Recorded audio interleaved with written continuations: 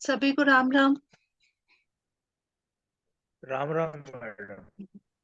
लग रहा है वहां तो ठंड शुरू हो गया, हमें तो ठंड देखने को नहीं मिलती। Good evening everyone. तो यहाँ अभी राम राम जी। यहाँ तो बड़ी बारिश हो रही है हमारे यहाँ। सभी को नमस्कार। नमस्कार। नमस्कार जी।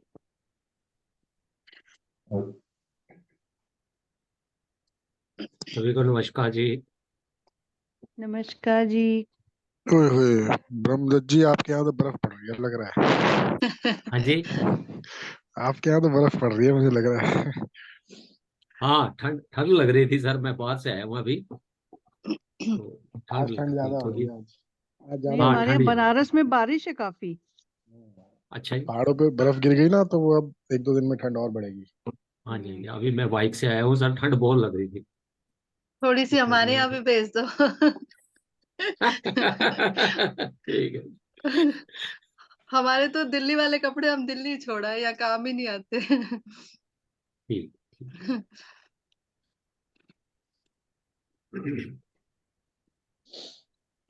भारती जी, मैंने आपका फेसबुक प्रोफाइल ढूंढ के आपको एक मैसेज किया था, लगता है आपने देखा नहीं।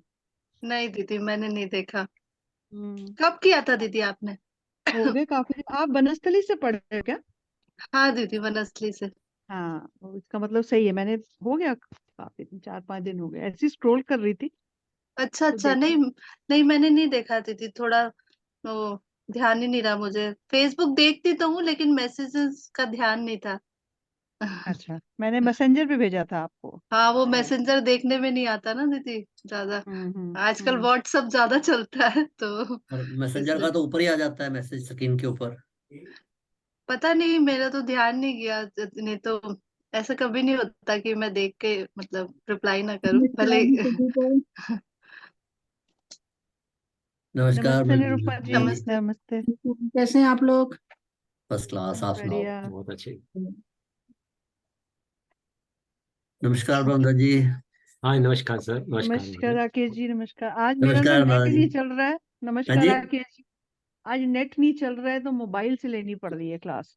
अच्छा। हाँ जी। हम्म। दिक्कत आ जाती है। हम्म। हाँ, कभी इंटरनेट कभी तो दिक्कत लाइफ बन आती है गया, सर। अब लाइफ लाइन यही है। हाँ जी। बिल्कुल। आप लोग सैटरडे वाली क्लास में जुड़ेंगे ना, क्योंकि दोनों की एक साथ हाँ रखी है हाँ, गुरुजी जुड़ेंगे ने। बिल्कुल। जेमिनी की भी और एपीएल की हाँ, भी। दोनों की है। जेमिनी के अलावा और कौन सी है अनुराधा जी? जेमिनी हमने और अपनी हमारी ये वाली, वाली, इसकी वाली। अपनी वाली, ये वाली। अच्छा अच्छा। तो मैसेज छह आया से था सात कि टाइम है ना सर? हाँ जी। हाँ जी, छह छह से से सात साढ़े टाइम है? सात है। हाँ जी। 6 से 7:30, हाँ जी। ठीक है।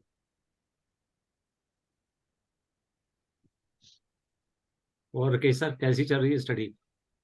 स्टडी नहीं हो पाती सर, बस दिक्कत यही है। नमस्कार आप लोगों को। प्रणाम प्रणाम नमस्कार सर, गुरुजी। प्रणाम नमस्कार सर, सर, प्रणाम। गुरु प्रणाम। नमस्कार। प्रणाम नमस्कार सर। सर, नमस्कार। नमस्कार गुरुजी। नमस्कार नमस्कार।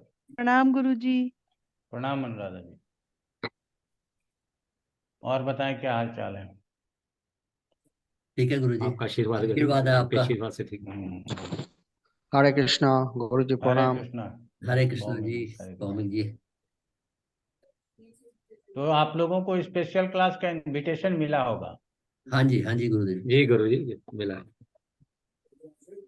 आइए, वो हमारे साथ जीवन भर कनेक्ट रहने का एक क्लास होता है, 2-4 महीने में एक बार होता है, लेकिन कोशिश करते हैं हर महीने हो जाए, ताकि आपको क्लास खत्म होने के बाद भी यदि कोई चीज मन में आता है। एक क्लास होता है जो सबको लाभ मिल जाता है, अपने अपने प्रश्न उत्तर लोग लेते हैं। ठीक है ना? ठीक है गुरु। तो जरूर जुड़िए, अच्छा लगेगा हमको भी और आप लोगों जी, को भी अच्छा लगेगा, कुछ ना कुछ ज्ञान की बातें हो ही जाएंगी। ठीक है गुरुजी। ठीक है गुरुजी। तो हम लोग कहाँ तक पहुंचे थे?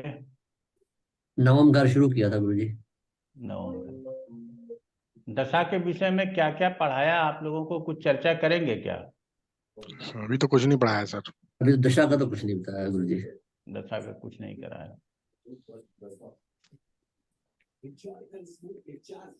दशा हम की सीरीज जरूर देख हम लीजिए। मंगलवार को आप लोगों के साथ थोड़ा सा सूचना साझा कर लें।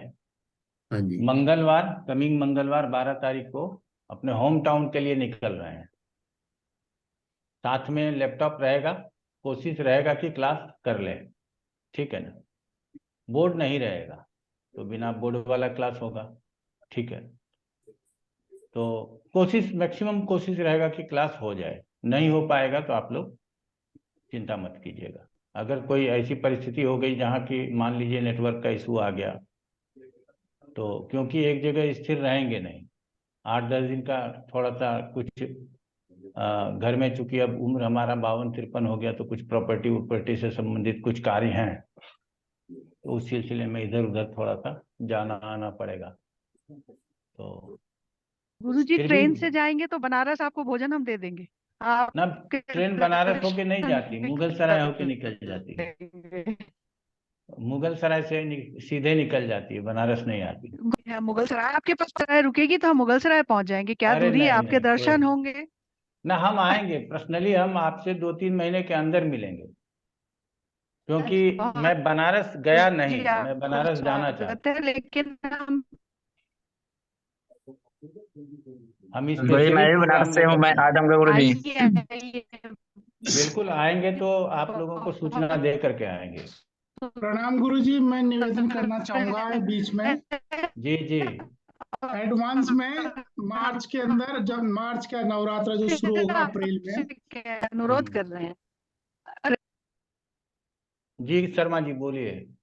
गुरुजी करबद्ध ये निवेदन है, आप आमंत्रण स्वीकार करें।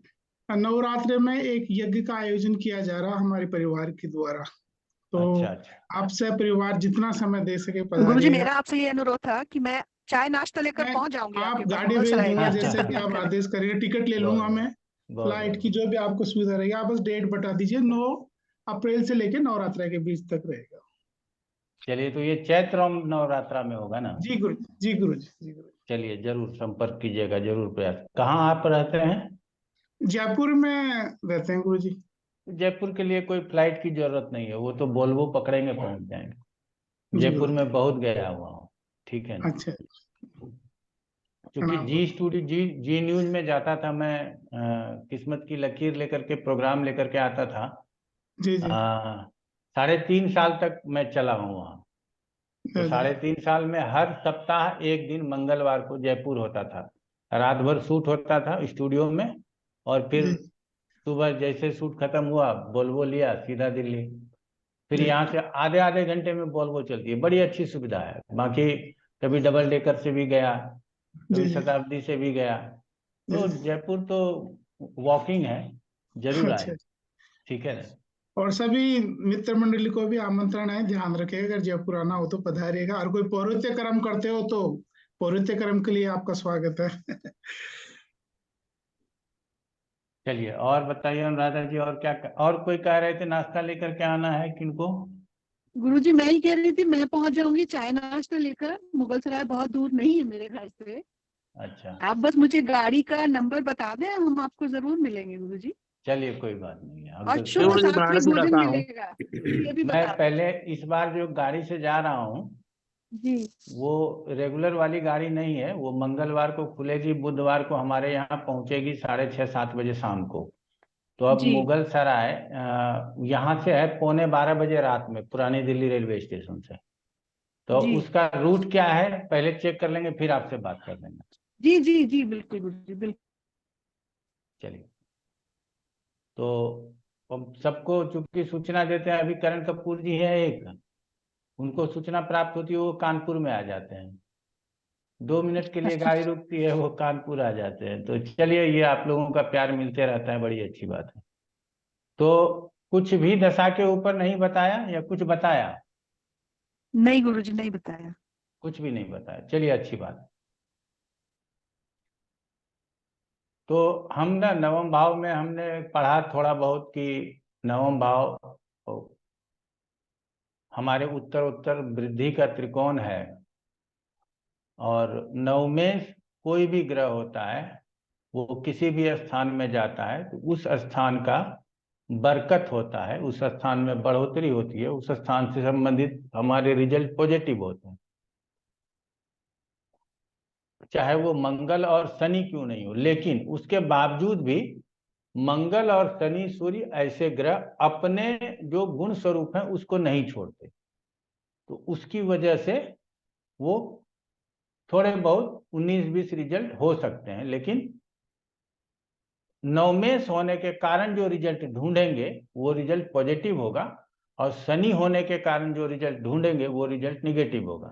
मेडिकल में ये पानी की तरह साफ हो जाता है कि ये वाला रिजल्ट पॉजिटिव होगा और ये वाला रिजल्ट निगेटिव होगा। यहाँ पर भी होगा आप लोगों का, तो ये समझ लिया। दूसरा है कि काल पुरुष के पत्रिका में नवमेश गुरु होता है, तो गुरु और काल पुरुष के पत्रिका का नवमेश गुरु और लग्न पत्रिका के आपके तात्कालिक पत्रिका के नवमेश कोई भी ग्रह, सूर्यादि कोई भी ग्रह, ये दोनों यदि किसी भाव को देखते हैं, किसी भावेश के साथ हैं और उससे संबंधित यदि परेशानी हमारे जीवन में है, तो एक इशारा है कि आप इसका रेमेडी ले सकते हैं, आपको रेमेडी का लाभ मिलेगा। वो ब्लेसिंग देने के लिए तैयार बैठे होते हैं। आप लोग जानते हैं कि जब आदमी का समय अच्छा नहीं होता या जब आदमी मरणासन होता है तो महामृत्युंजय आदि का जप करते कराते हैं। तो ऐसे में कई आदमी के लिए वो सफल होता है और कई आदमी के लिए निष्फल होता है, सफल नहीं होता। जब कराया तो वो इहलोक और परलोक साथ जाता है, पुण्य पाप ही साथ रहते हैं और कुछ साथ नहीं जाता।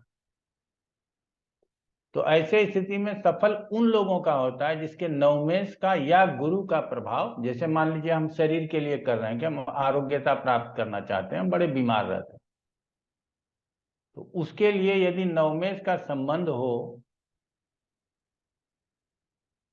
लग्नेश के साथ, लग्नेश के ऊपर दृष्टि हो, लग्नेश के साथ हो, तो ऐसे स्थिति में यदि हम अपने शारीरिक रूप से स्वस्थ रहने के लिए कोई अनुष्ठान आदि कराते हैं तो वो हमारे लिए सार्थक होता है। तो इस बात को हम लोगों को समझना है। क्लियर हो गया? तो ये तो हो गया नवमेश। जी बोलिए, कोई कुछ? गुरुजी समझ नहीं आया मुझे, पता काल पुरुष की पत्रिका में गुरु वो होता है, नवमेश होता है, तो नवमेश का गुरु और जो हमारी पत्रिका में नवमेश है उसका संबंध हो या नहीं युति नहीं का? नहीं नहीं नहीं नहीं नहीं नहीं, दोनों अच्छा। अलग अलग है। आइदर और है, आइदर हमारे गुरु का संबंध हो जाए संबंधित भाव के अच्छा, स्वामी के ओके, साथ जिसका हमको रेमेडी ठीक है लेना है, गुरुजी। या नवमेश का संबंध हो जाए संबंधित भाव के साथ जिसका हमको रेमेडी लेना है, तो उस रेमेडी का लाभ मिलता है। जैसे मान लीजिए सप्तम पीड़ित है, मैरिटल लाइफ में बड़ा उतार चढ़ाव चलता है, हम कोई रेमेडी लेते हैं, नहीं कुछ होता है, हम शंकर की सेवा में चले जाते हैं कि दाम्पत्य सुख के लिए हम भगवान शिव को ही जपते हैं, तो वो तब हमको लाभ पहुंचाएगा जब हम हमारे गुरु का या नवमेश का, गुरु का आइदर गुरु और नवमेश, क्लियर हो गया, का संबंध बन जी जाए गुरुजी। उस स्थान के स्वामी के साथ, उस स्थान के साथ, तो उसका हमको लाभ मिलता है। ये फायदा भी हमारे नवमेश का होता है। नवमेश के लिए सबसे बुरा स्थान जो है वो 8वां स्थान है। फिर से दोहराएंगे, लग्नेश के लिए सबसे बुरा स्थान 6ठा है, पंचमेश के लिए सबसे बुरा स्थान 12वां है और नवमेश के लिए सबसे बुरा स्थान 8वां है। तो यदि 8वें स्थान में नवमेश चला है तो वहां नवमेश की हानि हो जाती है, लेकिन 8वें स्थान की वृद्धि हो जाती है। ऐसे में जातक साधक हो सकते हैं, मेडिटेशन में आगे काम कर सकते हैं, आध्यात्मिक रुचि हो सकती है, शोध के कार्यों में आगे हो सकते हैं, लेकिन लक फेवर नहीं करेगा। कहते हैं ना कि लक फेवर करना चाहिए, तो लक फेवर नहीं करेगा। तो अष्टम में जाने के बाद क्या हो गया कि नवम से संबंधित हो सकता है कि पिता का पूर्ण जीवन में सहयोग न मिले, या पिता हमारे साथ हमको बहुत दिनों तक उनका हमको सुख नहीं प्राप्त हो। धर्म हम कर सकते हैं लेकिन हम उसमें, हमने कहा मेडिटेशन, ध्यान, आध्यात्म, इसमें हम पर्सनल ही रुचि रखेंगे और पर्सनल ही अपने क्षेत्र में आगे बढ़ेंगे, इसमें हमारा कोई पॉपुलैरिटी नहीं होगा। एक होता है ना कि हम बाबा बन गए, बहुत पॉपुलर हो गए, तो वो पॉपुलैरिटी नहीं होगी। इस तरह से बातों को समझना है। क्लियर हो गया? तो हर भाव में नवमेश का जाना, दसम भाव में जाएगा तो दसम से संबंधित समस्याओं का निदान है, अर्थात आपके कार्य क्षेत्र में आपको तकलीफें नहीं आने वाली। अब नवमेश, नवम स्थान यात्रा के लिए मूल रूप से जाना जाता है। आप लोगों में से बहुत लोगों को पता नहीं होगा, दो ही यात्रा के स्थान विशेष रूप से बताए जाते हैं, पहला है तीसरा और दूसरा है सातवां। लेकिन यात्रा जो है वो नवमें से देखना चाहिए। बहुत सारे ज्योतिषी अब नवमें से बताते हैं, मैं ये नहीं कहूंगा कि सिर्फ मैं ही नवमें से बताता हूं, बहुत सारे लोग अब बताते हैं, लेकिन साधारण 90-99% तक हम चले जाते हैं। 1% को ही, 1% भी ठीक नहीं है, फिर भी चलिए 1% को मान करके चलना है। तो वो 1% वाले लोग नवम से यात्रा की बात करते हैं। तो वो यात्रा कौन सी है और वो यात्रा कितनी लंबी है, क्योंकि यहां से छोटी यात्रा की बात होती ही नहीं। तो नवम से लंबी यात्रा की बात होती है। और कौन सी यात्रा की बात होती है? तो यात्रा किसी भी प्रकार की हो, बात कर सकते हैं, लेकिन आध्यात्मिक यात्रा की बात बहुत तरीके से होती है, धार्मिक यात्रा की बात बहुत तरीके से होती है। अब आप समझ ही सकते हैं कि इस जन्म में हर लोगों की इच्छा होती है कि सांसारिक सुखों को भोगें, परिवार के साथ आनंद पूर्वक रहें, ईश्वर की भक्ति करें और मोक्ष को प्राप्त करें। सीधा मोक्ष नहीं चाहिए, ये बड़े कम आदि शंकराचार्य जैसे लोग रहे जो सीधे मोक्ष की कामना करने के लिए आ गए, वो सीधे ब्रह्म का ज्ञान उनको प्राप्त हो गया और 32 साल के आयु में निर्वाण को प्राप्त हो गए। तो हमारा कहना है कि हम जितने भी सांसारिक लोग हैं वो सांसारिक सुख भोगों को भोगते हुए और ईश्वर में भक्ति भाव रखते हुए मोक्ष की बात करते हैं। और ये यात्रा बहुत लंबी होती है। इस जन्म में नहीं हुआ तो अगले जन्म में फिर यात्रा प्रारंभ हो जाएगी, फिर हम सांसारिक सुखों को भोगते हुए ईश्वर की भक्ति करते हुए मोक्ष की ओर लगेंगे, फिर कोई कमी रह जाएगी तो फिर अगले जन्म में लगेंगे। तो एक तो ये होता है कि हर जन्म में ये यात्रा जन्म जन्म तक चल सकता है, इसीलिए लंबी यात्रा की बात यहाँ से होती है। और जितने भी विदेश की यात्रा होती है उस सब के लिए विदेश की यात्रा में सिर्फ यात्रा नहीं है।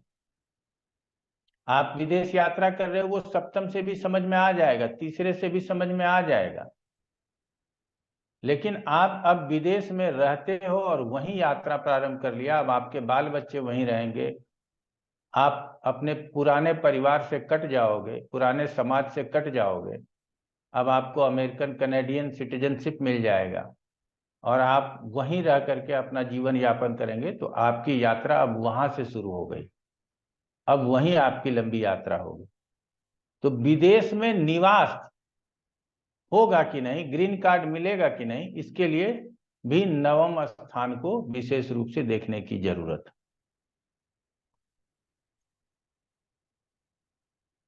तो नवम स्थान का संबंध द्वादश के स्वामी के साथ हो जाए। हम अपने अध्ययन में, अपना अध्ययन जब बोलते हैं तो ये समझिएगा कि थोड़ा सा अपना जो 20-25 साल का अनुभव है वो आप लोगों के साथ शेयर करना चाहते हैं। इसको आप मान भी सकते हैं और नहीं भी मान सकते हैं। हम अपने अनुभव में ये पाए हैं कि 8वें से यदि संबंध है तो हम ऐसे देश को जाते हैं जहां की आपको ग्रीन कार्ड नहीं मिलता। जैसे आप सऊदी अरब चले जाइए, दुबई चले जाइए, ईरान चले जाइए, कतर चले जाइए, गल्फ कंट्रीज में चले जाइए, तो वहां आपको ग्रीन कार्ड नहीं मिलता, वहां आप निवास नहीं कर सकते। अब यूरोपियन कंट्री, अमेरिकन कंट्री में अगर आप जाते हैं, अमेरिकन स्टेट्स वगैरह में, तो आपको वहां का ग्रीन कार्ड मिल सकता है। इंडिया में आते हैं, यहाँ भी ग्रीन कार्ड लोग देते हैं, चाहे बहुत दिनों के बाद ही दें। यहाँ तो ऐसे ही लोग आकर के रोहिंग्या घुस जाते हैं और लाखों लाख की संख्या में बांग्लादेशी रह रहे हैं। तो हमारे यहाँ तो उतना व्यवस्था नहीं है। लेकिन अगर आप 3 दिन का टूर लेकर के अमेरिका गए हैं और चौथे दिन यदि वापस नहीं हुए तो आपके पास पुलिस पहुंच जाएगी कि आप क्यों वापस नहीं गए, आपका तो वीजा 3 ही दिन का था, आप यहाँ क्यों हैं। तो आपको वो वहां से उठा करके ले जाएंगे और फिर जो भी न्यायोचित कार्यक्रम होगा उन लोगों का, वो व्यवहार में ले आएंगे। तो जहां हमको ग्रीन कार्ड मिल जाता है European, African, American country, European country के लिए, वहां के लिए 12वें स्थान से देखते हैं। और जैसे गल्फ कंट्रीज आदि होता है, यहाँ यदि काम कर रहे हैं तो यहाँ के लिए 12वें देखने की जरूरत नहीं है, यहाँ के लिए 8वें स्थान से भी काम चल जाता है कि हम अपना कर्म जब तक था लाभ कमाए और वहां से फिर वापस इंडिया आ गए। ऐसा आप लोगों को भी समझ के चलना है। तो 9वें स्थान से भाग्य की बात होगी, धर्म की बात होगी, धार्मिक शिक्षा की भी बात होगी। जैसे आप ज्योतिष पढ़ रहे हैं, सभी लोग इसको 8वें से समझने का कोशिश करते हैं। आप लोगों के मन में भी है कि 8वां में बैठा ग्रह है, अच्छा है, समझना चाहिए, क्योंकि गुप्त ज्ञान है ये। ज्योतिष ज्ञान जो है इसको गुप्त ज्ञान कहा गया। तो गुप्त शब्द जिस भी शब्द के आगे लग जाए वो सारा कुछ 8वें से ही देखना चाहिए, ये कहा गया। लेकिन आपको ज्योतिष जैसे नॉलेज के लिए, चूंकि ये एक धार्मिक ज्ञान भी है, उसके लिए 9वां देखना भी जरूरी। 9वें में बैठे ग्रह, 9वें को देखने वाले ग्रह, 9 में आदि, बुध, शुक्र, गुरु आदि। आदि बोलते हैं मतलब आदि में वो हो जाएगा जो अष्टम या नवम को प्रभावित कर रहा होगा। तो ऐसे ग्रह आपको ज्योतिष की शिक्षा में लेकर के आगे बढ़ते हैं या ऑकल्ट साइंस में आपको लेकर के आगे बढ़ते हैं। अब वैसी शिक्षा के लिए 3 भाव हम लोग पढ़ चुके हैं। दूसरा भाव नहीं पढ़ा तो आज 2 लाइन में समझ लीजिए कि वहां हमको एक संस्कार प्राप्त होता है। संस्कार भी एक शिक्षा है। लग्न से जन्म हो लेते हैं, दूसरे से संस्कार प्राप्त करते हैं। तो क्या संस्कार प्राप्त करते हैं हम लोगों के घर में? ये मामा जी हैं, नमस्ते करो, ये अंकल हैं, इनके पांव छुओ, ये भैया हैं, इनसे, मतलब हम बच्चों को अच्छे और बुरे का ज्ञान बचपन से देना प्रारंभ कर देते हैं। क्या गुड है, क्या बैड है, ये हम उसको जो देते हैं, ये जो ज्ञान देते हैं, तो वो ज्ञान दूसरे स्थान से ही प्राप्त हो जाता है। बड़ा अच्छा लगता है, बाय बोलो, बच्चा बाय कर रहा है, उसको पता नहीं कि ये हाथ हिलाना ही बाय है, इससे उनके मन को क्या सेटिस्फेक्शन मिलता है। लेकिन जिनको बाय बोला जाता है उनके अंदर भी एक अलग उत्साह होता है कि देखो छोटा सा बच्चा है, कितना प्यार से बाय बोल रहा है, ठीक है ना। उसके बाय बोलने से आपके ऊपर कोई प्रभाव नहीं पड़ रहा है, लेकिन ये संस्कार है जो जागृत हो रहा है। कहाँ से जागृत हो रहा है? तो सेकेंड हाउस से जागृत हो रहा है, ठीक है। तो वो सेकेंड हाउस से भी हम वैसे संस्कारों की बात करते हैं जब बच्चा अबोध होता है, जब उसको किसी भी प्रकार का बोध नहीं होता, उसके बावजूद भी हम उसको कुछ शिक्षित करना चाहते हैं, तो वो दूसरे स्थान से प्राप्त होता है। तीसरे स्थान से उसको थोड़ा बल प्राप्त हो जाता है। आप लोग क्या करते हैं बच्चे को? कौन सा ऐसा बच्चा है जो देश में हो या विदेश में हो, उसके शरीर का मालिश ना होता हो? यहाँ सरसों का तेल रगड़ देते हैं, हो सकता है कि अमेरिका में बादाम का तेल रगड़ते होंगे, ठीक है ना, या और कोई भी बेबी ऑयल करके आता होगा वो। लेकिन मालिश बच्चे की सब जगह होती है ताकि उसके मसल्स का मूवमेंट सही हो जाए, उसके मसल अच्छे हो जाएं, वो चलने फिरने में उसको कोई प्रॉब्लम नहीं हो। तो ये तीसरे का काम है कि हम उसके मसल्स को बनाते ही बनाते हैं, उसको मालिश करते ही करते हैं। ऐसा नहीं, अगर उसका मालिश करना छोड़ दिया जाए, चाहे आप यहाँ पर आप माता पिता या दादा दादी नाना नानी मिलकर के करते हैं, विदेश में आया से करवाया जाता हो, खुद से भी करते हैं बच्चे को, और बच्चे को भी देखते होंगे कि मालिश कर दीजिए और फिर वो सो जाएगा, इसका मतलब वो थक जाता है, समझ रहे हैं ना। उसके सारे अंग काम करते हैं, वो थक करके फिर गहरी नींद सो जाता है।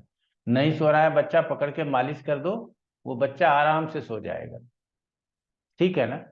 तो पहले के अपेक्षा अब मालिश का प्रक्रिया बदला, कम हुआ, लेकिन मालिश अभी भी होता है। ठीक है। तो वो तीसरे हाउस से हम उसको बल देते हैं, फिर खिलौना देते हैं। खिलौना देते हैं कि खेलेगा कूदेगा। पहले आप ये समझ लीजिए, किताब से पहले उसको खिलौना देते हैं। वो जन्म लेता ही है, उसके झूले में खिलौना टांग देते हैं कि उसका नजर उस चीज को अट्रैक्ट करेगा। तो ये जो खेलने का सामान देते हैं, खेल खिलौना देते हैं, ये तीसरे स्थान से समझने की जरूरत है। जैसे ही चौथे में आता है तब आप उसको शुरू हो जाते हैं कि अब उसको ABCD भी आना चाहिए, अर्थात ABCD से शुरू करके और हम 12 तक का जो एजुकेशन है वो चतुर्थ स्थान से समझते हैं। और 12th के ऊपर जो हायर एजुकेशन लेते हैं, ग्रेजुएशन करते हैं, मास्टर्स करते हैं, चाहे जिस भी चीज में करें, कोई IITian होता है, कोई साधारण कॉलेज से BA MA करता है, या कोई MBA करता है, कोई टेक्नोलॉजी में MTech करता है, कुछ भी करता है, वो जो एजुकेशन प्राप्त करता है वो एजुकेशन पंचम से देखा जाना चाहिए, पंचम से देखा जाता है। तब एक कौन सा एजुकेशन बच जाता है? तो 2 एजुकेशन बच जाते हैं। पहला कि जब आप किसी जॉब में जाते हो तो आपको एक जॉब के साथ ट्रेनिंग दी जाती है। चाहे आप मिलिट्री में चले जाइए या कहीं किसी भी कंपनी में चले जाइए, तो ट्रेनिंग फेज होता है, 10 दिन, 15 दिन, महीने दिन, 3 महीने, 1 साल। जिस जगह पे जितने दिनों की जरूरत होती है उतने दिनों का ट्रेनिंग होता है। तो उस ट्रेनिंग का भी आपको वेतन मिल जाता है। लेकिन क्या कर रहे हो? आप पढ़ रहे हो। तो ये वाला जो पढ़ाई है ये 9वें से देखेंगे। क्लियर हो गया? तो पहला कि जो हमको जॉब प्राप्त करने के बाद जो ट्रेनिंग प्राप्त होता है वो 9वें से देखेंगे। 10 साल आपने काम कर लिया, अब आपका प्रमोशन हो गया, आप ऑफिसर हो गए। तो ऑफिसर किस तरह से काम करता है उसके लिए 15 दिन का ट्रेनिंग चाहिए। वो जो ट्रेनिंग होगा वो 9वीं से देखेंगे। आप ज्योतिष पढ़ने के लिए आए हो, आप कोई मास्टर्स हैं, कोई ग्रेजुएट हैं, कोई टेक्नोलॉजी में है, सब कोई आगे निकले हुए हैं। अब आप अपने खर्चे पे ज्योतिष पढ़ने के लिए आए हैं। आप माता पिता से नहीं कह रहे हैं कि मेरा फी भर दो, आप स्वयं फी भरते हो। स्वयं फी भरें या हमारे एजुकेशन के अगेंस्ट में हमारा कंपनी, हमारा एम्प्लॉयर फी भरे, ऐसे एजुकेशन को हम 9वें स्थान से देखते हैं। ठीक है। आप MTech करके किसी कंपनी में काम करते हैं, अब कंपनी प्रसन्न है कि आपको CEO बनाया जाए, लेकिन उसके लिए उसको MBA कराना है। तो 50 साल के आदमी को MBA करने के लिए भेज दिया जाता है कि आप 1 साल MBA कर लो, फिर आओगे, फिर CEO बना दिए जाओगे। वो 50 साल का आदमी जो MBA करने के लिए जाता है, वो वाला जो शिक्षा है वो 9वें स्थान से देखा जाएगा। क्लियर हो गया? तो 9वें स्थान से भी शिक्षा की बात होती है। तो किस प्रकार के शिक्षा की बात होती है ये समझ में आ गया। तो देखना कैसे है ये आप लोग पहले से 5वीं तक बड़ी भली भांति इस बात को समझ चुके हैं कि देखना कैसे। हमने उस प्रकार का शिक्षा देखा, धार्मिक शिक्षा जो स्वेच्छा से प्राप्त होता है। कई माता पिता हमारे देश में, तो कई ब्राह्मण कुल की मैं बात करता हूं, जिसको जातिगत तरीके से थोड़ी देर के लिए समझने की जरूरत है, कि जो गरीब ब्राह्मण का बच्चा है वो नहीं पढ़ लिख पा रहा, उसके माता पिता को कॉन्वेंट स्कूल में या पब्लिक स्कूल में पढ़ाने का सामर्थ्य नहीं है। तो वो क्या करते हैं, अपने बच्चे को गुरुकुल में भेज देते हैं। अभी भी गुरुकुल चलता है, जैसे मदरसा चलता है वैसे गुरुकुल चलता है, लेकिन मदरसा बहुत चलता है, गुरुकुल मुट्ठी भर हो गया है। तो वो गुरुकुल भेज देते हैं, वहां उसको खाना फ्री मिलता है, कपड़े फ्री मिल जाता है, पढ़ाई फ्री मिल जाती है, सीखता वेद है, वेद कर्मकांड साहित्य इसी का ज्ञान वहां उसको प्राप्त होता है। अब तो गुरुकुल में भी बहुत जगह पे जो गुरुकुल स्टैंडर्ड के हो गए हैं, वहां अंग्रेजी का भी पढ़ाई हो जाता है, गणित का भी पढ़ाई हो जाता है, लेकिन विशेष जगहों पर गुरुकुल में हमारे वेदों से संबंधित ही विषयों को पढ़ाया जाता है। तो ऐसे विषयों को पढ़ने वाला जो मजबूरी में है या अपने स्वविवेक से कि हमको कुछ नहीं पढ़ना है, हमको वेद साहित्य ही पढ़ना है, तो वो भी हम नवम स्थान से ही देखेंगे। उसके लिए फिर वो प्राइमरी एजुकेशन हो या हायर एजुकेशन हो या उसके बाद वेद, वेदांत, वेदांग, ये 3 चीज है, वेद, वेदांत और वेदांग।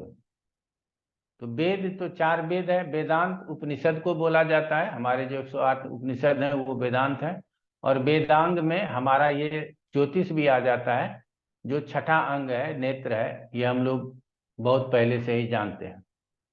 तो जो इस क्षेत्र में चला गया उसके लिए नवम स्थान से उसकी शिक्षा दीक्षा देखनी चाहिए, तभी हम लोग अच्छे प्रकार से कह सकेंगे कि आप इस प्रकार के शिक्षा को यहाँ ग्रहण कर सकते हैं। तो चलिए शिक्षा को यहीं छोड़ देते हैं। अब आ जाते हैं द्वादश के साथ संबंध होने पर हम विदेश यात्रा की बात कर लेते हैं, विदेश में रहने की बात कर लेते हैं। तो विदेश को भी थोड़ा सा यही समझ लीजिए, बहुत लंबा चौड़ा नहीं है। अब चूंकि आप लोग हर कॉम्बिनेशंस को लगाना सीख चुके हैं, हर कॉम्बिनेशंस को बनाना सीख चुके हैं, तो मेरे लिए सरल हो जाता है किसी भी चीज को बताना। विदेश पढ़ने जा रहे हैं तो द्वादशेश का संबंध पंचम से होना चाहिए। विदेश नौकरी करने के लिए जा रहे हैं तो द्वादशेश या अष्टमेश, ऐसा मन में रखेंगे, का संबंध दशम से होना चाहिए। विदेश टूर करने के लिए जा रहे हैं, घूमने फिरने के लिए जा रहे हैं, प्रवचन आदि देने के लिए जा रहे हैं, खेल कूद के लिए जा रहे हैं, तो तीसरे से संबंध होना चाहिए। 8 दिन का रामदेव का प्रोग्राम है, वहां उछल कूद करेंगे, फिर वापस इंडिया आएंगे। सचिन तेंदुलकर अभी तो अब रिटायर हो गए, मान लीजिए विराट कोहली या ऐसे फुटबॉल टीम है या अन्य कोई भी खेल कूद का टीम होता है, एक टूर लगता है विदेश में, वो वहां जाते हैं, एशियन गेम होता है, ओलंपिक्स होता है, खेलते हैं और फिर वापस देश को आ जाते हैं। तो इस प्रकार को अगर देखना है तो उसका तीसरे के साथ संबंध होना चाहिए। तो जो टारगेटेड ट्रेवल है, 3 दिन का है, 6 दिन का है, महीने दिन का है, 6 महीने का है, कंपनी भेजता है 3 महीना यूएस जाइए, ट्रेनिंग लीजिए, वापस आके इंडिया में काम कीजिए, क्योंकि आपको यूएस के कंपनी का काम करना है, इसलिए वहां जाकर के ट्रेनिंग लेना जरूरी है। तो जो टारगेटेड ट्रेवलिंग है या टारगेटेड टूर है आपका विदेश का, उसके लिए तीसरे स्थान को ही समझना है। तो तीसरे का संबंध द्वादश से होता है या नहीं होता है, इसके ऊपर हम लोगों को फोकस दे करके चलना होगा। अब यहाँ नवम भाव को थोड़ी देर के लिए छोड़ देते हैं। लाभेश का संबंध अगर द्वादशेश से हो जाए, धनेश का संबंध द्वादशेश से हो जाए, लग्नेश का संबंध द्वादशेश से हो जाए, चतुर्थेश का संबंध द्वादशेश से हो जाए, ये सब हमको विदेश या विदेश यात्रा के लिए बताता है। और द्वादश स्थान यदि शुभ प्रभाव में हो तो हम विदेश में जाकर के निवास भी कर लेते हैं, लेकिन वहां नवमेश की सहायता की जरूरत है। क्लियर हो गया? चतुर्थ स्थान बिगड़ा हुआ हो तो भी हमको ग्रीन कार्ड लेने में दिक्कत नहीं होती है, क्योंकि चतुर्थ स्थान मातृभूमि का होता है। यदि हमारा मातृभूमि स्थान बिगड़ा हुआ है तो हम उससे दूर चले गए हैं, अगर विदेश ही चले गए तो विदेश में ही रह जाएंगे। जैसे बहुत लोग बिहार के हैं जो दिल्ली आकर के बस गए हैं, वो 2-2, 3-3 साल में कभी कभार बिहार जाते हैं। अब वो अपने बच्चे बच्चियों की शादी भी यहीं से करने लगते हैं। अभी हमारा मोटा मोटा 19 साल या 20 साल हो रहा है दिल्ली में।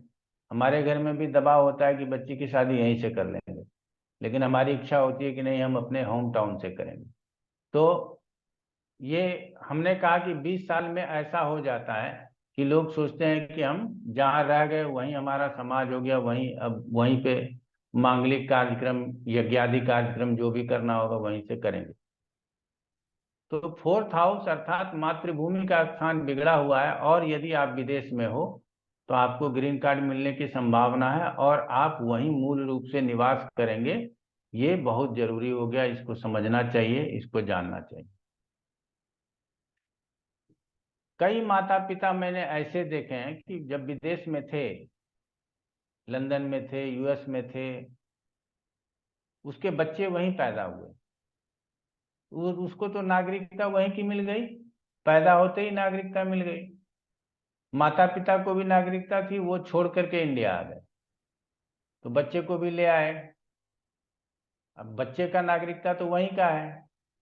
अब कभी होता है बच्चे को वहां भेज दें, कभी होता है बच्चे को वहां ना भेजें, तो ये दुविधा होता है। और जब बच्चा बड़ा हो जाता है तो उसका भी प्रयास होता है कि नहीं नहीं, हमको वहीं जाना है। इसका मतलब है कि उसके अपने मातृभूमि जहां वो पैदा हुआ उसके प्रति प्रेम जगता है। ठीक है, तो एक प्रश्न आता है कि ऐसे बच्चों के लिए विदेश इंडिया है, इंडिया को समझना चाहिए विदेश। अभी एक कल परसों में पत्रिका इसी प्रकार की आई थी, अगर होगा तो मैं कभी आप लोगों के सामने लेकर के आऊंगा। तो उनके मम्मी पापा का प्रश्न यही था कि अब ये विदेश में रहेगा कि देश में रहेगा। हमने कहा कि उसको तो विदेश ले ही आए, वो अमेरिका में पैदा हुआ, अब उसको इंडिया में रख रहे हो आप, मुंबई में। अब वो बड़ा हो गया, तब आप उसको अमेरिका भेजोगे तो वो तो अपना घर जाएगा। इंडिया में रहेगा तो विदेश हुआ, तो इंडिया में ही रहेगा, यहीं ज्यादा तो हम लोग भी नहीं चाहते हैं। तो वो बात की बात है। तो हमने कहा कि फोर्थ हाउस अपने मातृभूमि का होता है, तो मातृभूमि से यदि हमको ज्यादा लगाव है तो हमको विदेश में हम चाहेंगे भी नहीं, या हमको कई प्रकार की कठिनाइयां होंगी, जो हमको वीजा वीजा नहीं मिलेगा, रेगुलर रूप से ग्रीन कार्ड नहीं मिलेगा, तो ये सारी समस्याएं हो सकती हैं। ये सारा चीज हम समझते हैं। तो विदेश के लिए नवम, अब नवम स्थान जो है,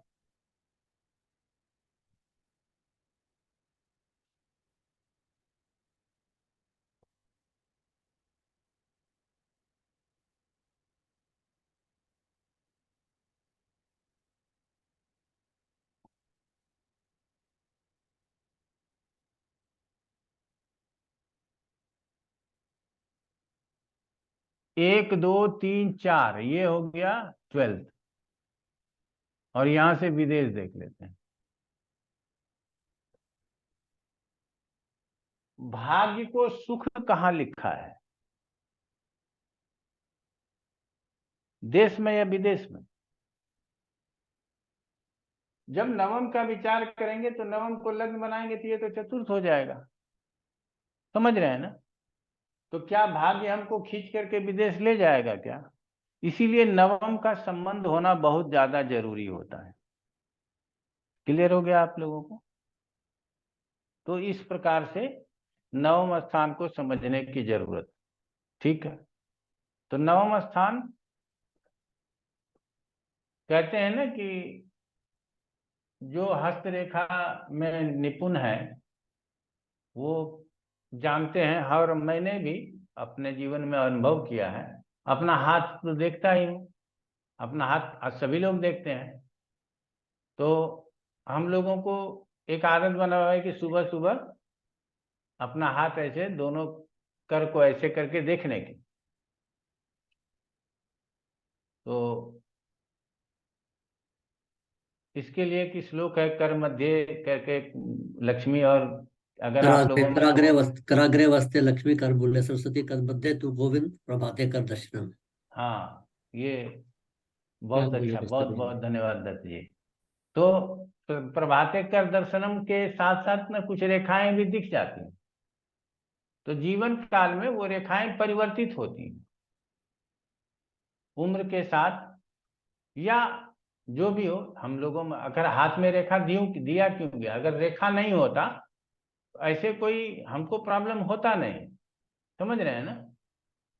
अगर हाथ में रेखा नहीं होता तो कोई दिक्कत नहीं थी। ये फिंगर यहाँ से ये मुलायम रहे, उसके लिए यहाँ पे थोड़ा सा ज्वाइंट रहता तो कोई बात नहीं, लेकिन हाथ में जो खड़ा रेखा, पड़ा रेखा, टेढ़ा रेखा, ये सब जो रेखा है, इसकी कोई जरूरत थी नहीं हाथ के लिए।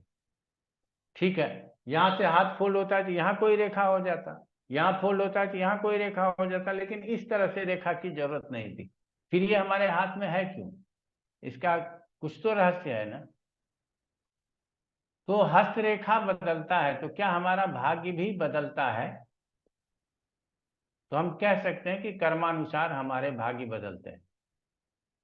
कई लोगों को हमने देखा है अपने अपने अनुभव में, तो इसको अपना ही अनुभव समझिएगा, किताबों की बात नहीं मत समझिएगा, कि जो बहुत ईश्वर प्रेमी आदमी है, जो बहुत स्पिरिचुअल है, धर्म को मानने वाले हैं, दूसरों का उपकार करने वाले हैं, उसको मैंने बुरे दशाओं में समझाया कि ये दशा आपके लिए अच्छा नहीं है, लेकिन उसमें उसका बहुत बुरा नहीं हुआ, बहुत बुरा नहीं हुआ, थोड़ा बहुत समय ऊपर नीचे हुआ और निकल गया। इसका मतलब है कि हम जो निश्चित होकर के और अपने आप को तनमन दे करके यदि भक्ति के कार्य में, परोपकार के कार्य में लगते हैं तो हमारा भाग्य बदलता है। ये भाग्यवादी आप लोगों को नहीं बनाना चाहते हैं, आप लोगों को इतना ही बनाना चाहते हैं कि विश्वास करना, हम अपने धर्म और संस्कृति के ऊपर विश्वास कर सकें, बस उतना ही कहना है। तो भाग्य परिवर्तित होता है, अब वो होता रहेगा तो वो किसके ऊपर डिपेंड करेगा? तो गुरु और शनि के ट्रांजिट के ऊपर डिपेंड करेगा। इसकी चर्चा आगे जब गोचर फल आएगा तो वहां हम लोग कर लेंगे, क्योंकि गुरु और शनि का ट्रांजिट जो है वो सबसे महत्वपूर्ण ट्रांजिट है। क्यों? शनि एक ही घर में 2.5 साल रहेगा, गुरु एक ही घर में 1 साल रहेगा, बाकी सभी ग्रह कम समय देते हैं और चंद्रमा सबसे कम समय देता है। तो ऐसे स्थिति में शनि और गुरु हमारे जीवन में विशेष प्रभाव डालते हैं ट्रांजिट के रूप में, और उसमें हमारे प्रमुख कार्य संपादित करने का सामर्थ्य उन दोनों ग्रहों के पास होता है। शनि टाइमिंग का कारक है और गुरु ब्लेसिंग का कारक है। तो इसीलिए समय का कारक शनि हो गया और आशीष वगैरह का कारक कि हमारे जीवन में आशीर्वाद प्राप्त होगा, हाँ होगा नहीं होगा, उसके लिए कारक जो है गुरु हो गया। इसीलिए यही दोनों का जो ट्रांजिट है, ये यदि हमारे समझ में आएगा तो हमारे भाग्य में जो परिवर्तन होगा, या ऐसे स्पिरिचुअल आदमी की, ऐसा नहीं है कि उसके पत्रिका में शुक्र नहीं है, वो कामनाओं के वशीभूत नहीं हो सकता, लेकिन वो नहीं हुआ, उसने उस ऊर्जा को कहीं और लगा दिया। समझ रहे हैं ना? वो समझदार था तो उसने उस ऊर्जा को कहीं और यूज कर लिया, तो उसकी अलग तरीके से जीवन में वृद्धि हुई, उसकी बढ़ोतरी हुई। तो ऐसे आदमी के पत्रिका को देखेंगे तो उसके लिए आपको थोड़े सतर्कता की भी जरूरत होती है कि बुरे बुरे परिणाम भी उसके जीवन में सरलता से निकल जाते हैं। तो इसीलिए कहा गया है परोपकाराय पुण्याय पापाय परपीडनम। 18 पुराणों का यही 2 लाइन में सार है, परोपकाराय पुण्याय पापाय परपीडनम। 18 पुराणेषु व्यासस्य वचन द्वयम् परोपकाराय पुण्याय पापाय परपीडनम। तो हम लोग जानबूझ करके किसी को भी, राह चलते हुए कुत्ते ने कुछ बिगाड़ा नहीं, उसको एक पत्थर मार दिया, ये गलत है। समझ रहे हैं ना? किसी को हम जानते पहचानते नहीं है, लेकिन उसको हम रास्ते में देखते हैं तो हमारे मन में भाव आता है। कई गरीब लोग अमीर आदमी को देखते हैं तो कहते हैं देखो कैसे चल रहा है, क्या लेना देना है उससे? कोई लेना देना नहीं है। लेकिन आप अपने मन को कुंठित करते हो, तो मन के अंदर जो कुंठा होती है, ये भी अच्छी बात नहीं। आप किसी को मानसिक रूप से परेशान करते हो तो वो भी पाप के लिए, पाप का भागी है। हमने किसी का पैसा चुराया, उतना बड़ा पाप नहीं किया, लेकिन किसी को अगर वेदना दिया, किसी को हम दुख पहुंचाए, तो वो ज्यादा बड़ा पाप हो जाएगा। पैसा तो आज था कल नहीं रहेगा, परसों फिर आ जाएगा, लेकिन किसी के लिए हमने कोई झूठ बोल दिया, किसी को कलंक लगा दिया, किसी को कुछ कर दिया, तो ऐसा ज्यादा जो है, तो आतंकवादी आता है हमको मारता है, उसको पाप नहीं लगेगा, क्योंकि उसको शिक्षा दीक्षा वैसी मिल गई है। लेकिन यदि हम जानबूझ करके किसी आदमी को, अपने आदमी को या किसी दुश्मन को भी यदि हम जानबूझ करके मारते हैं, वो लोग अनजाने में आता है मारता है, अनजाने में आप उसके दुश्मन नहीं हैं, लेकिन उसकी एक वृत्ति है कि वो आतंकवादी है, वो डर पैदा करना चाहता है, इसीलिए वो किसी को भी मारेगा। वो जरूरी नहीं है कि हमको नहीं मारेगा कि आपको नहीं, वो किसी को भी मारेगा, बच्चे को भी मारेगा, बूढ़े को भी मारेगा, जवान को भी मारेगा, महिलाओं को भी मारेगा। उसके दुश्मन आप नहीं हो, लेकिन उसके वृत्ति में वो चीज है तो वो वैसा करेगा। लेकिन अगर आपके वृत्ति में वो नहीं है और फिर आप किसी की हत्या करते हो तो फिर आप हत्या के दोषी कहलाते हो। क्लियर है? जबकि कानून हत्या के दोषी जो है, ऐसे आतंकवादियों को भी मानते हैं, वो भी हत्या का दोषी होता है। लेकिन मूल रूप से जो धर्म कहता है वो यही कहता है कि यदि आप किसकी क्रूरतापूर्ण व्यवहार करते हैं, किसी से शत्रुता रखते हुए उसकी हत्या करते हैं, तो फिर आप पाप के भागी बनेंगे। ठीक है? बाकी मिलिट्री है, सेना लड़ती है। चाइना में आप लोग डोकलाम में देखे होंगे, हमारे भी 20 सैनिक शहीद हुए थे और 40-50 सैनिक चीन के मार दिए गए। तो ये जो आपस में मरते मारते हैं, तो क्या इसका भी पाप लगता है क्या? नहीं, वो तो वीर गति को प्राप्त हो जाते हैं। राष्ट्रभक्ति इसको बोला गया है और शास्त्रों में भी इसका बड़ा अच्छा वर्णन कहा गया है। तो रण क्षेत्र में मरना और मारना ये दोनों अपराध नहीं है, लेकिन हम लोग अपने जीवन में, अपने समाज में, अपने परिवार में, अपने देश में किसी के साथ घृणा की भावना रखना, किसी के साथ बैर रखना, किसी को मारना, किसी को प्रताड़ित करना, किसी को परेशान करना, ये सब पाप की श्रेणी में आता है। तो ऐसे छोटे छोटे पाप करने से जो बच जाता है उसके भाग्य का परिवर्तन जरूर होता है। तो हम अपने भाग्य को खुद से बना सकते हैं और अपने भाग्य को खुद से बिगाड़ सकते हैं। इतना मनुष्य होने के नाते हमारे अंदर इतनी क्षमता होती। क्लियर हो गया? तो नवम स्थान को हम लोग इतना ही पढ़ते हैं, इससे ज्यादा पढ़ने की जरूरत नहीं है। अब आ जाते हैं कि नवम से थोड़े धन की बात कर ले।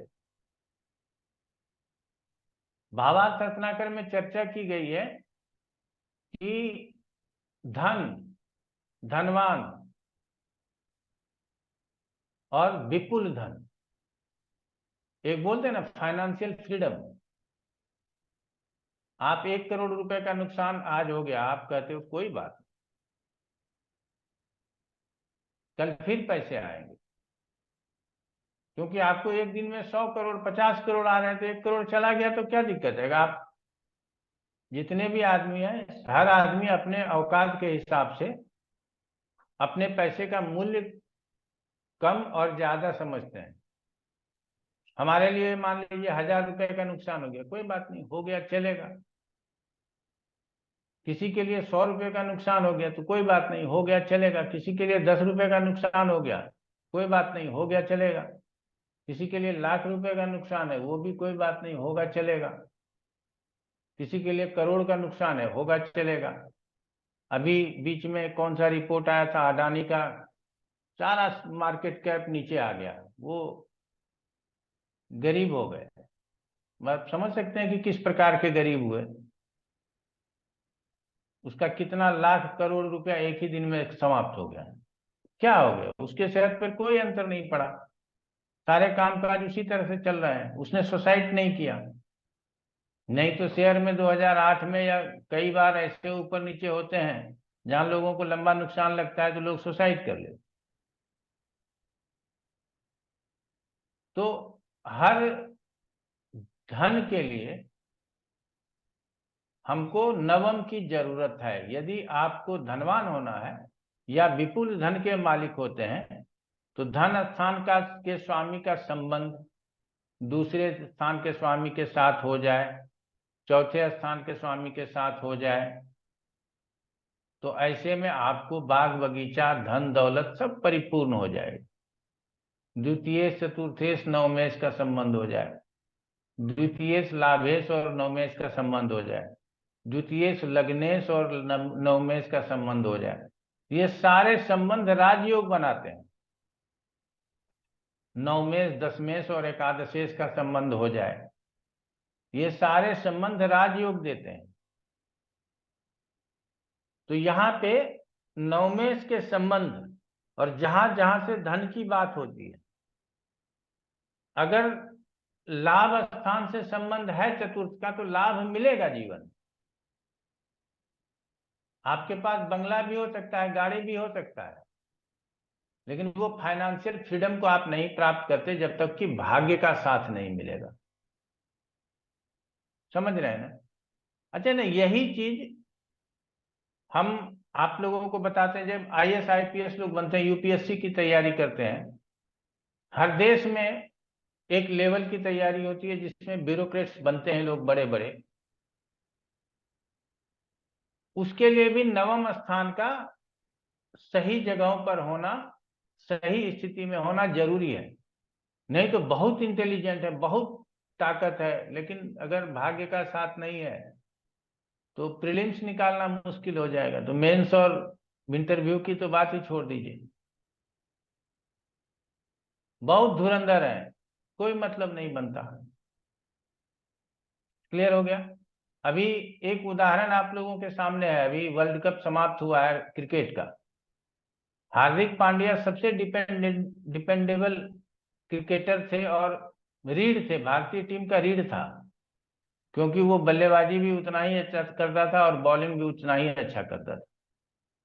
और उसका अपना सपना भी रहा होगा कि हम टूर्नामेंट को खेलें, लेकिन देखिए भाग्य ने साथ नहीं दिया, दूसरे मैच में इंजर्ड हो गए और फिर टीम से ही बाहर हो गए। अब तो उनको 4 साल फिर प्रतीक्षा करना पड़ेगा ना। अगले विश्व कप में खेलेंगे, रिटायर हो जाएंगे, क्या होगा नहीं होगा संभव नहीं है। तो नहीं खेल पाए, तो इसका मतलब क्या है? सब चीज ठीक चल रहा था, आपको भाग्य का साथ नहीं मिला। जहां सब चीज ठीक चल रहा और उसके बाद कुछ गड़बड़ हो जाए, इसका मतलब समझिए कि भाग्य का साथ नहीं है। ठीक है? तो धन स्थान से, लाभ स्थान से, चतुर्थ स्थान से, नवम, दशम, एकादश अर्थात दशम स्थान से, ऐसे स्थानों से संबंध होने पर आदमी जीवन में लकी होता है और उस क्षेत्र में आगे बढ़ता है। चतुर्थ के साथ संबंध हो गया तो हो सकता है कि पॉलिटिक्स में आप आगे बढ़ जाएं, हो सकता है कि आपका जन्म जमींदार घराने में हुआ हो, जहां सैकड़ों एकड़ जमीन हो आपके पुरखों का, जो आपको भोगने के लिए प्राप्त हुआ हो। तो इस तरह की बात हम लोग नवम स्थान से कर लेते हैं। क्लियर हो गया? अब नवम स्थान के विषय में इतना ही बताएंगे। आप लोगों के मन में यदि नवम स्थान से संबंधित प्रश्न आ रहे हो तो वो कर लीजिए, फिर हम आगे दशाओं में बढ़ेंगे। जी नीरज जी बताइए। गुरुजी नमस्कार। गुरुजी, अगर भाग्येश कर्क राशि के लिए भाग्येश जुपिटर हो गया, गुरु महाराज हो गए, और गुरु महाराज चौथे घर में बैठ गए, परंतु उनकी मूल त्रिकोण छठे घर में गई है राशि, तो इसका कैसे फल होगा? निश्चित रूप से उसको भूमि भवन बहुत होंगे, बात को समझिएगा, लेकिन उसमें लिटिगेशन भी रहेगा। अच्छा, इस तरह से समझना होगा। और गुरुजी अगर भाग्येश भाग्य भाव में ही बैठा हो तो अच्छा रहेगा, कोई दिक्कत तो नहीं अच्छा ही है। रहेगा, राइट? हाँ जी, ठीक, ओके, थैंक यू गुरुजी। नीलम कुमार जी। गुरुजी मेरा क्वेश्चन 5वें भाव से रिलेटेड है।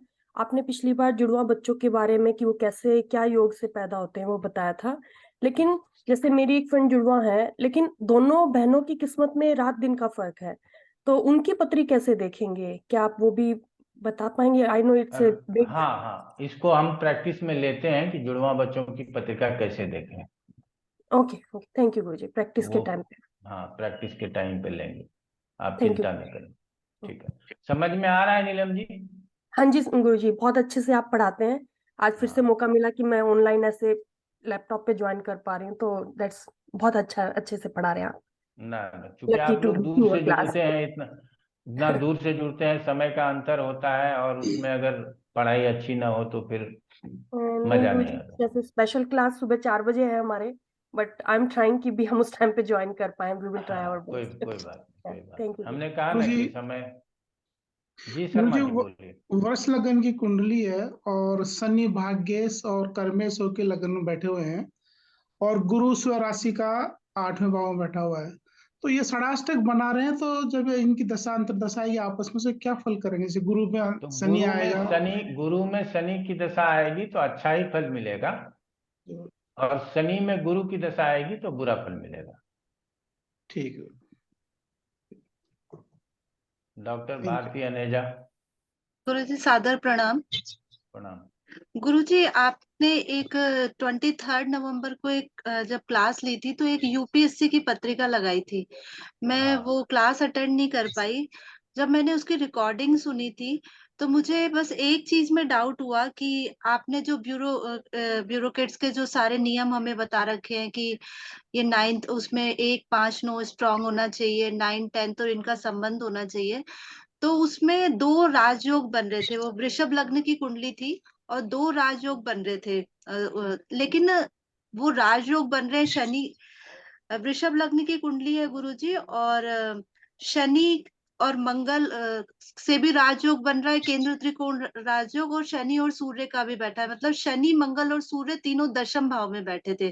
तो 2 राजयोग उनके बन रहे थे और उनकी दशा जो चल रही थी वो राहु में, मतलब, और दशा जो थी वो षडाष्टक की बन रही थी। तो अब गुरुजी मुझे ये कंफ्यूजन हुआ कि एक तरफ तो केंद्र त्रिकोण राजयोग बन रहा है और दूसरी तरफ जब उन ग्रहों की दशा आएगी तो षडाष्टक भी बन रहा है। तो फिर कैसे परिणाम मिलेंगे उन उन जातक को? हमारी तैयारी पूरी होगी, जी। हम बहुत मजबूती से तैयारी करेंगे, लेकिन हमको सफलता नहीं मिलेगी। तो गुरुजी फिर आपने ये कहा था कि अगर हम, क्योंकि षडाष्टक की दशा सबसे ज्यादा खराब होती है, तो क्या हम उस से रिलेटेड उपाय करें तो फिर वो सफल हो सकते हैं, वो यूपीएससी? कर लेना चाहिए लोगों को, ठीक है ना, कर लेना ठीक है। चाहिए। जब इतना तैयारी करते हैं तो थोड़ा सा उपाय में भी समय दे देना चाहिए। हाँ, ठीक क्योंकि है ना। गुरुजी उस कुंडली में 2 राजयोग बन रहे थे और दशा षडाष्टक की थी। दशा का इतना नॉलेज तो नहीं है, लेकिन ये तो पता ही है कि षडाष्टक की दशा। अब आज आज से दशा का भी नॉलेज प्रारंभ हो जाएगा, चिंता मत कीजिए। ठीक है गुरुजी, धन्यवाद। चंद्रभान यादव जी। गुरुजी प्रणाम। प्रणाम। गुरुजी एक कंफ्यूजन थी, वृषभ लगन में शनि नवमेश होता है और वो अष्टम में जाए तो कहते हैं कि शनि अष्टम में जाए तो अच्छा ही रहता है, आयु की वृद्धि कर देता है। तो इससे क्या नवम का तो खराब करेगा ही, वो नवम तो खराब हो गई, हाँ, नवम खराब या होगा। वो भी अच्छा हो जाएगा? ना ना, नवम खराब होगा। अच्छा अच्छा। तो इससे नवम जो पिता के लिए देखा जाता है, तो वो भी उनकी के लिए भी खराब उनके रहेगा। स्वास्थ्य के लिए भी अच्छा नहीं रहेगा, उनके जीवन में तरक्की वगैरह के लिए भी अच्छा नहीं रहेगा। और जातक का भाग्य भी ठीक नहीं रहेगा जी क्योंकि हाँ। वो अष्टम में चला गया। जी अच्छा जी। जी, धन्यवाद गुरु जी। राकेश कौशल जी। प्रणाम गुरुजी। गुरुजी, ये जैसे एक पिछली बार आपने बताया था कि जुड़वा बच्चों के चक्कर में कि बुध बुध जो है अपने नवाश में हो और जो द्विसो भाव राशियों में ग्रह पड़े हैं उनको और लगन को अगर वो एक्सपेक्ट करता है तो जुड़वा संतान के होते हैं। तो ये जैसे आपने पहले बताया था कि D9 से ला करके D1 में देखना है एस्पेक्ट, तो वैसे ही देखना है या इसको D9 में ही देखना है, कैसे देखना है गुरुजी? D9 से ला करके D1 में देखना है। जैसे आपने एक बार समझाया था पहले। जी हाँ, बिल्कुल। अच्छा गुरुजी, एक और था कि जैसे अगर मंगल हो नवमेष और छठे में आ जाए और गुरु भी देख रहा है उसको, तो फिर क्या रहेगा? छठे में फिर आ गया तो दिक्कत तो हो ही गई, गुरु देख रहा है तो थोड़ा बहुत ताकत देगा, और क्या गुरु भी करेगा। 12वें में है ना गुरुजी, 12वें कोई से देख बात रहा नहीं, कहीं से भी देख रहा हो वो उसको मंगल को ताकत ही है तो देगा। अच्छा होगा। ठीक है गुरु, ठीक है, सोनाली धन्यवाद। वर्मा जी। अनम्यूट कर लीजिए सोनाली जी।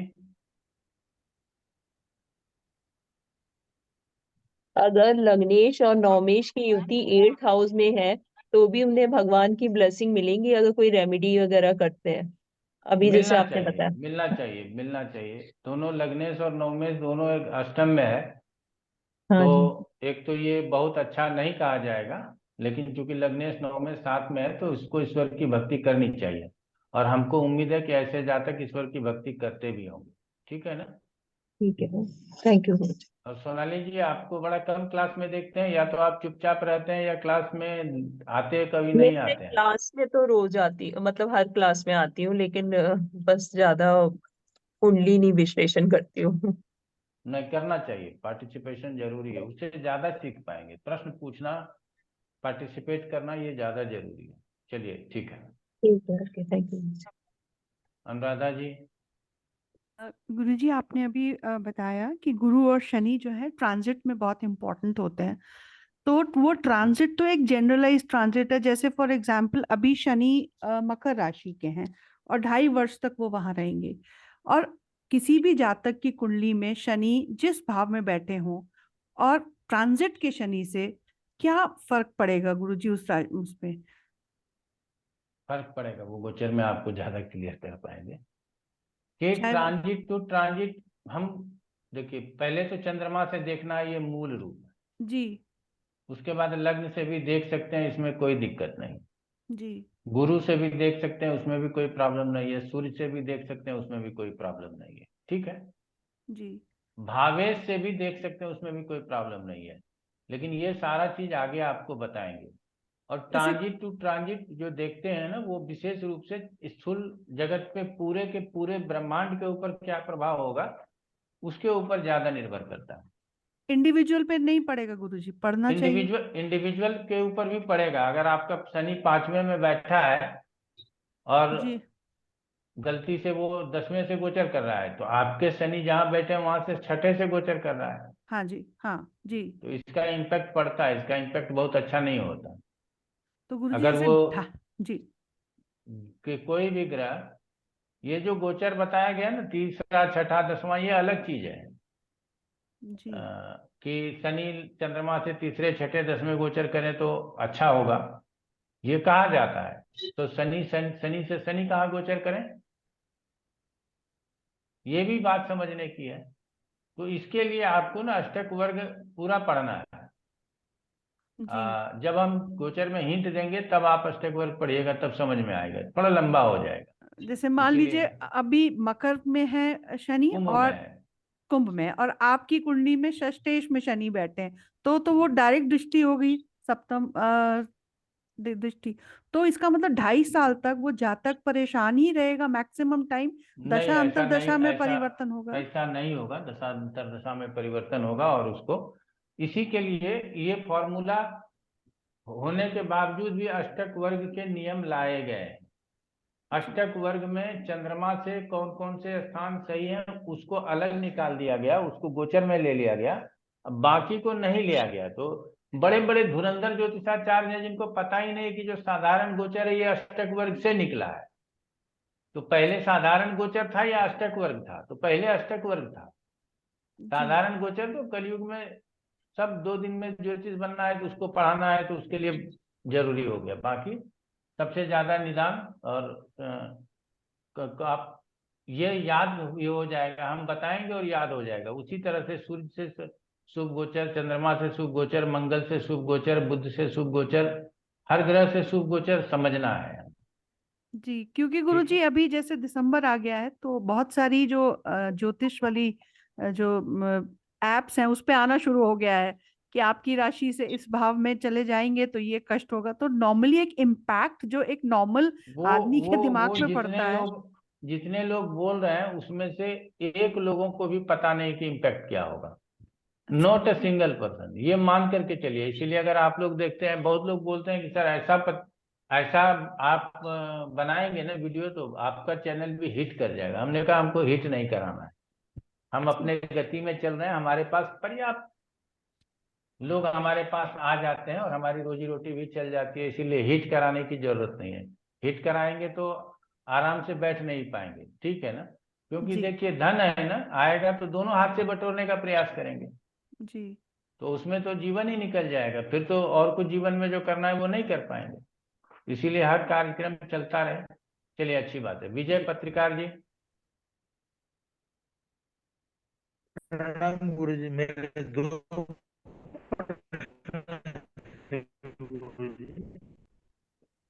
यदि नवमेश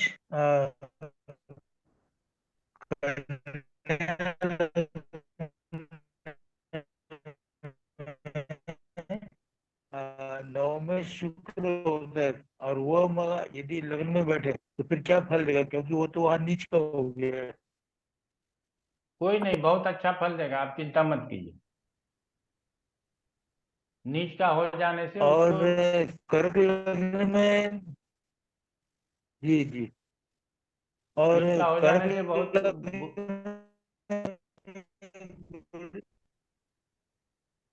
फिर से बोलने का प्रयास कीजिए, यदि समझ लिए तो जवाब दे देंगे।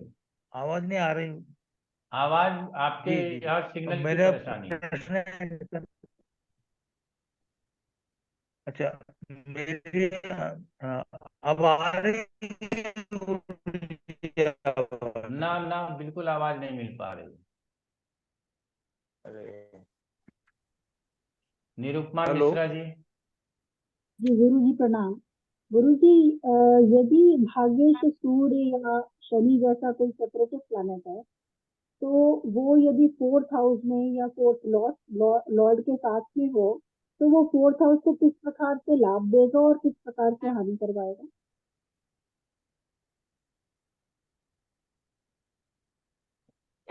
आपके समझ में क्या आया अभी तक, पहले वो बता दीजिए, फिर आगे बता।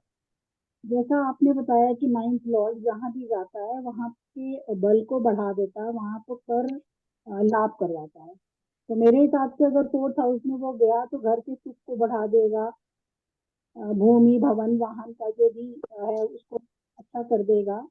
परंतु सूर्य है और शनि है, तो क्या वो उसको अपने घर माता से के दूर? लिए, माता को अच्छा नहीं रखेगा, आपको हार्ट से संबंधित कोई, सीने से संबंधित कोई बीमारी होगी तो उसमें तंग करेगा, ये सब करता है।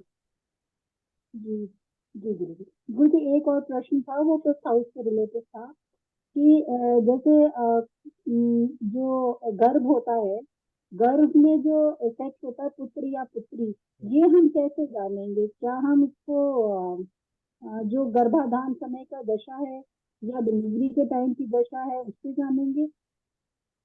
ज्यादा संभावना है गर्भाधान के समय की दशा को समझने से। प्लस 2 भागों में बांट देना, आप लोगों को नहीं पढ़ाया है तो यहाँ थोड़ा सा समझ लीजिए कि पंचमेश नवमेश गुरु, पंचम स्थान, पंचमेश जिस स्थान में गया हुआ हो, अगर इसमें स्त्री राशि और स्त्री ग्रह का बहुलता हो, स्त्री संतान, पुरुष राशि और पुरुष ग्रह का बहुलता हो, तो पुरुष संतान का जन्म होता है। जन्म गर्भाधान के समय यदि स्त्री राशि का स्त्री ग्रह हो और उसकी अंतर्दशा चल रही हो तो स्त्री संतान, और पुरुष ग्रह हो उसकी अंतर्दशा चल रही हो तो पुत्र संतान प्राप्त होता है। ऐसा रिजल्ट में आपको 50-50% सही दिखाई देगा, और 50% के लिए तो गर्भाधान निकालना होता है, समझ रहे हैं ना, जो हमने जी आपको 240 दिन और 260 दिन पीछे ले जाने के लिए कहा था। ठीक है। जी जी जी अनीता जी शर्मा जी। सर मैंने आपसे पिछली क्लास तो मैं अटेंड ही नहीं कर पाई, उससे पहले एक क्वेश्चन था सर, 12th हाउस और भाग्य से ही संबंधित था सर। उसमें फल दीपिका में पेज नंबर 436 पे है, मेरी गोपेश्वर की है, राइटर गोपेश्वर जी हैं। तो उनमें एक सर एक चीज लिखी है वो समझ में नहीं आ रही, यदि कोई ग्रह हाँ हमको लगन पता से है। 12वें हाँ घर में बैठा हो तो उस भाव का भाग्य उदय करता है। मुझे ये समझना है सर, मान लीजिए सूर्य ही बैठा है, तो सूर्य अगर मान लीजिए फोर्थ हाउस का स्वामी है, तो फोर्थ से जो नोवा बैठेगा वो उसका भाग्य उदय होगा या क्या सर? वो समझ में नहीं आई। पेज नंबर सर 436 है, पॉइंट नंबर 6 गोपेश्वर जी का। यदि और कोई सर ग्रह दो, लग्न से 12वें घर में बैठा हो तो उस भाव का भाग्य उदय करता है। हाँ जी ये समझ में नहीं आया सर। तो लग्न से 12वें भाव में, समझ रहे हैं? अब आप,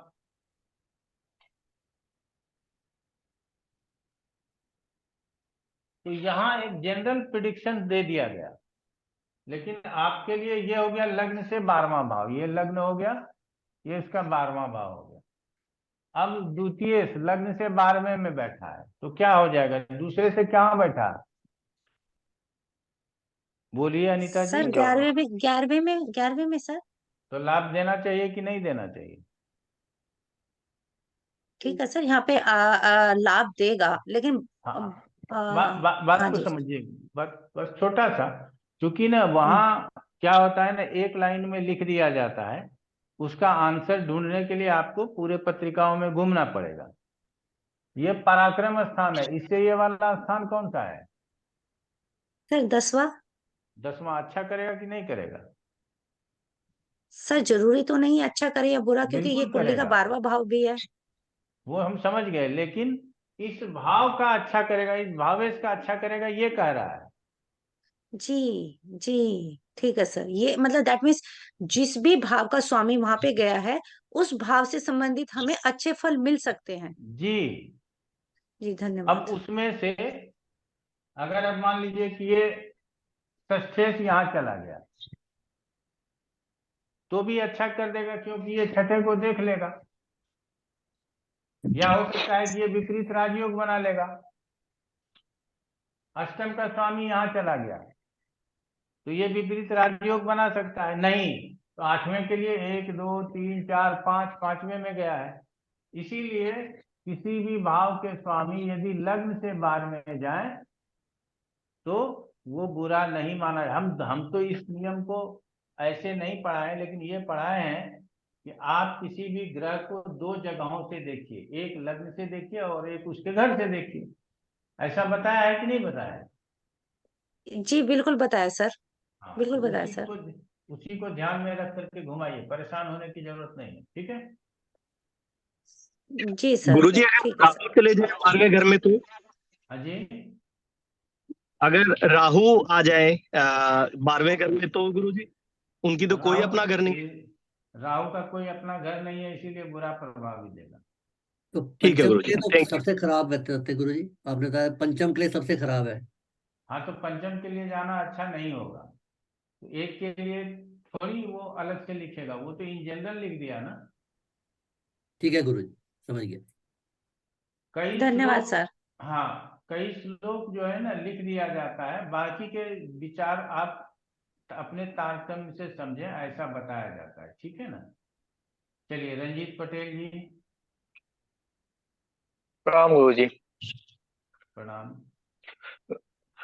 गुरुजी, ये नवमेश का संबंध 5वें, 7वें, 8वें, 9वें, 10वें, 11वें, 12वें सबसे है, तो इसका क्या कैसा परिणाम देखेंगे आप? मिला जुला परिणाम होगा, अच्छा भी होगा और बुरा भी होगा।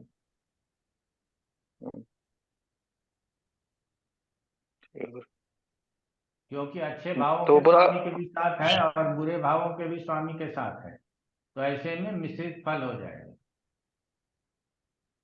ठीक है गुरुजी।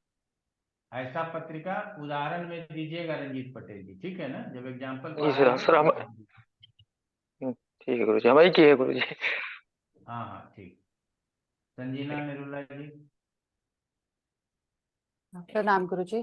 गुरुजी एक चीज मैंने आपसे पूछनी थी, जैसे गोचर तो नॉर्मल बहुत करोड़ों लोग, सैकड़ों लोगों के लिए एक जैसा होता होगा, तो उसका रिजल्ट हमें अष्टक वर्ग से अच्छे से मिलता है, वो उसी तरह देखना है ना किस कक्षा के स्वामी ने हमें उसमें नंबर दिए कि नहीं दिए, जो दशा चल रही है हमारी, ये इसी जी हाँ। प्रकार देखना होता है।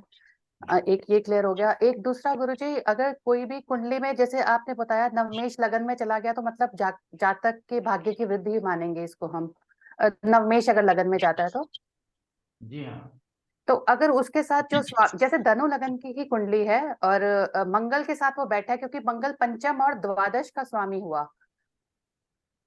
और और नवमेश भी लगन में बैठा हुआ है, तो इसको हम कैसे समझेंगे, क्योंकि मंगल पंचमेश भी है और द्वादेश भी है, तो हाँ, तो इसको उसका मूल त्रिकोण पंचम में है, इसीलिए अच्छा है। इसलिए हम इसको अच्छा मानेंगे क्योंकि वो जी हाँ। पंचम का स्वामी है, उसके साथ बैठा है। ठीक है, ठीक है, यही कंफर्म कर। थैंक संजय भौमिक जी।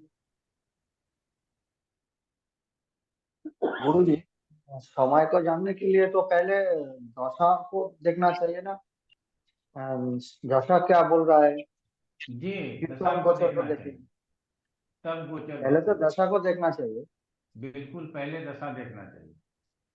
फिर हम गोचर को देखेंगे कि गोचर उसको सपोर्ट करता है कि नहीं। तो फिर जी ये जी शनि और बृहस्पति को हम लोग देख रहा है, बोल रहा है, तो बिल्कुल इसका की बिल्कुल। कोई अलग से कोई रूल्स है क्या? ना ना, वो अब दशा के बाद गोचर देखेंगे तो उसमें समझ में आएगा। अब हम लोगों को ना सिद्धांत कम पढ़ना है, अब हम लोगों को हंसते खेलते हुए ज्योतिष सीख लेना है। बहुत कुछ हम लोगों ने सीख लिया है। बीआरडी जी, बीआरडी लिखे हुए हैं आप। प्रणाम गुरु जी। प्रणाम प्रणाम। ये मीन लग्न की क्वेश्चन है। मीन लग्न में नवमेश मंगल है, स्वग्रही है, 12वें भाव में गुरु है। एक मिनट रुकिएगा।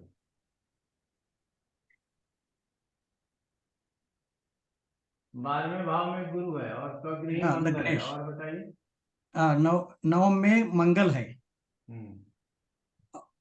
और 7वें भाव में एकादशेश और द्वादशेश शनि है।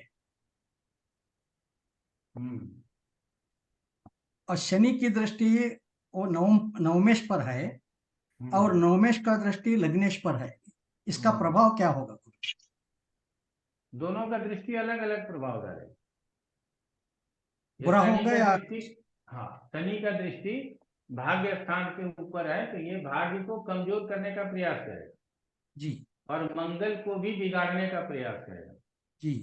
अर्थात ऐसे स्थिति में मंगल की दशा आएगी तो आपको ऋण से दो चार होना पड़ेगा।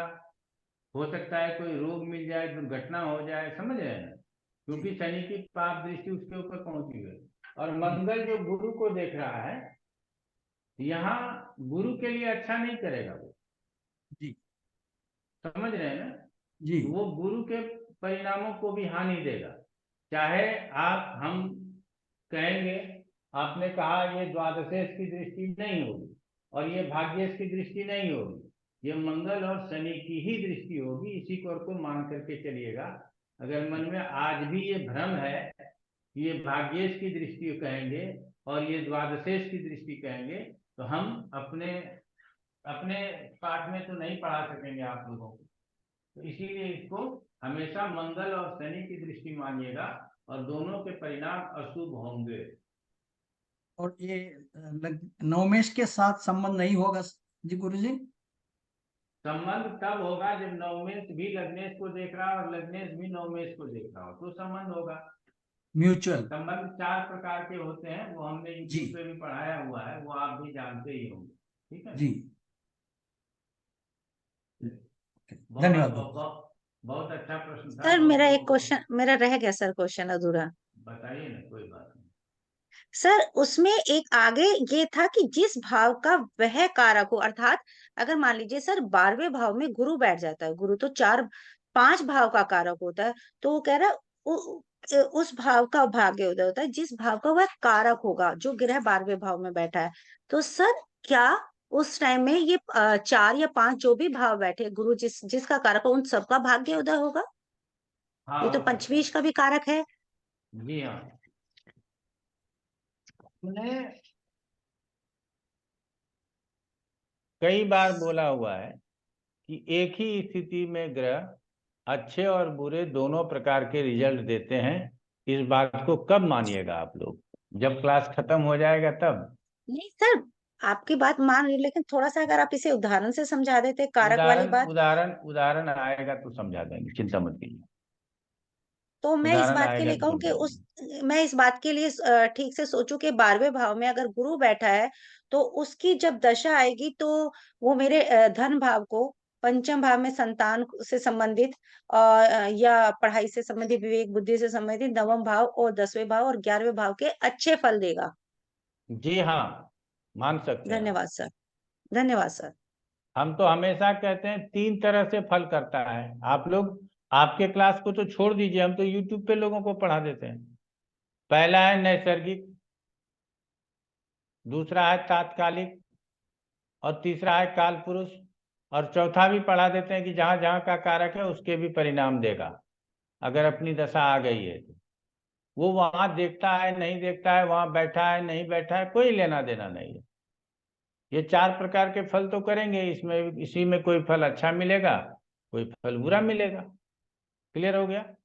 फिर फल कितना मिलेगा, तो गुरु जी यही कहेंगे, ग्रह वीर्यानुसारेण फलम गेयम दशासुचो, ये आगे पढ़ाएंगे कितना फल मिलेगा। क्लियर हो गया? गुरु जी एक जी प्रश्न और जी था। सर। हाँ बोलो अनेजा, बोल ही दो। अब मैं सोच रही थी अब मैं ही एंड कर देती हूँ क्वेश्चन से। गुरु जी वो जो आपने 4 संबंध बता रखे हैं स्थिति और दृष्टि वाला, तो वो भी वैलिड होता है ना? जैसे मान लो हाँ बिल्कुल वैलिड होता है। तो जैसे कि सिंह लग्न की पत्रिका है तो नवमेश हुआ मंगल, और मंगल और चतुर्थ भाव में सूर्य है, तो फिर वो स्थिति और दृष्टि माना जाएगा ना? हाँ कि माना जाएगा। ठीक है गुरु जी, धन्यवाद। तो चलो अवसर दे दी कि 4 लाइन और आज बोल सकें। ठीक है, आज उमरानिया जी नहीं आए हैं क्लास में लगता है। सर मैं हाँ? अवेलेबल हूँ पर मैरिज में हूँ सर। अच्छा अच्छा, मेरे दोनों चालू ही मजा है, ले रहे हैं। दोनों मजा ले रहे हैं, यहाँ भी अच्छा चालू है और वहाँ भी चालू है। अच्छा अच्छा, ठीक है भाई। दो टाइम से ऐसा, इसलिए मैं कुछ बोलता नहीं हूँ, मैं तो सब अच्छा, सुन लेता हूँ। मैंने वही सोचा कि आज आपका कोई योगदान नहीं हो रहा है। नहीं नहीं नहीं, लास्ट टाइम भी ऐसा था, अभी भी ऐसा है, क्योंकि अभी मैरिज सीजन ज्यादा चल रही है ना। अच्छा चलिए, बिल्कुल बिल्कुल, आनंद लीजिए आनंद लीजिए। पढ़ने ओके लिखने ओके का सर। काम तो बाद में भी हो जाएगा, आनंद नहीं नहीं, जिस वो दिन तो सर मैं मिलेगा। एक क्लास छोड़ता नहीं हूँ, हाँ वो चलिए, भी अच्छी चालू ही बात। है। चलिए बढ़िया बात। Thank you sir. तो अब आ जाते हैं, दशा पढ़ाएंगे, नवम के साथ दशा पढ़ाते हैं।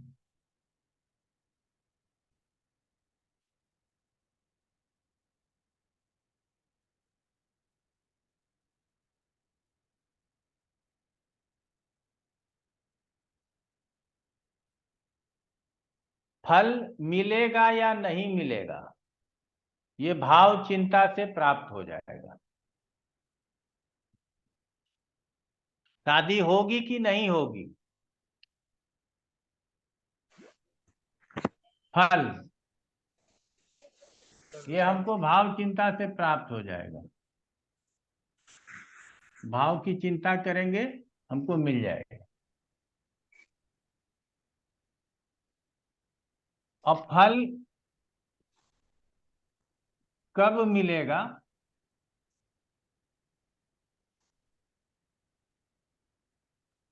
ये जैसे ही प्रश्न आएगा तो उसके लिए दशा की चिंता करनी होगी।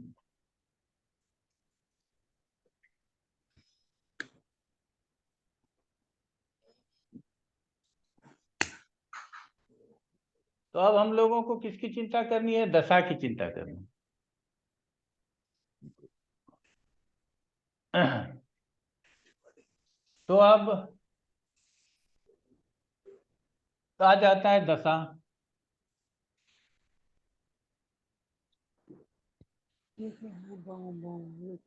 दो प्रकार में ही समझने की जरूरत है, ज्यादा प्रकार में जाने की जरूरत नहीं। पहली है अनुकूल दशा और दूसरी है प्रतिकूल दशा।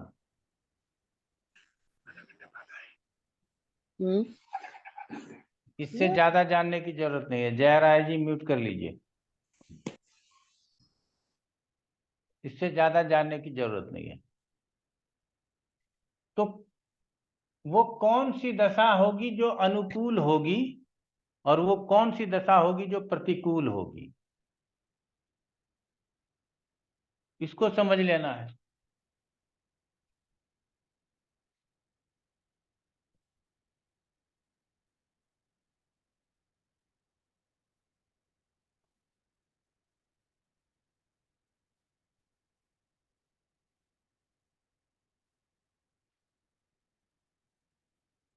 इसके ऊपर बहुत ज्यादा जाना नहीं है, फिर भी समझना है। अनुकूल दशा लग्नेश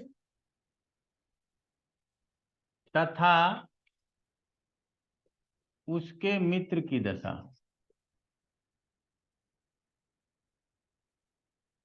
यह अनुकूल दशा होगी। और प्रतिकूल अन्य ग्रह की दशा, जो लग्नेश का मित्र नहीं है और लग्नेश नहीं है, उसके अलावा जो अन्य ग्रह होंगे उसकी दशा को प्रतिकूल दशा कह देंगे।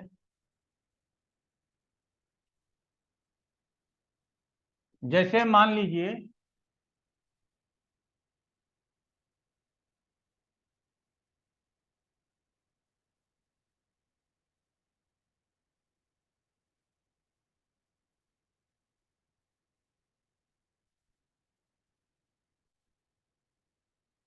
इसमें लग्नेश मंगल है तो लग्नेश की दशा अच्छी होगी, चंद्रमा की दशा अच्छी होगी, सूर्य की दशा अच्छी होगी, गुरु की दशा अच्छी होगी, बाकी अनुकूल होगी। ये अनुकूल हो गया।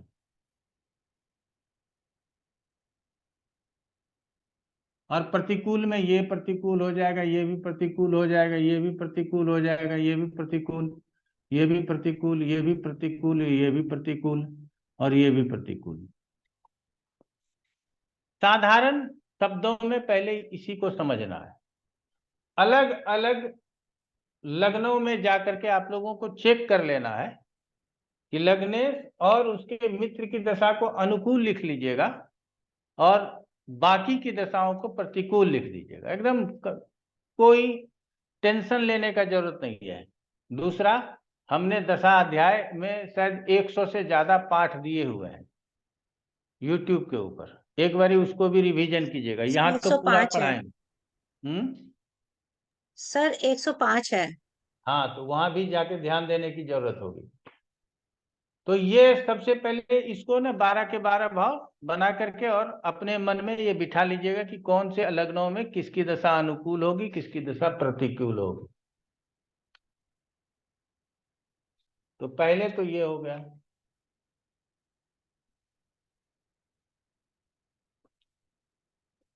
और अब हो, पहले हमने दशा देख लिया, अनुकूल और प्रतिकूल।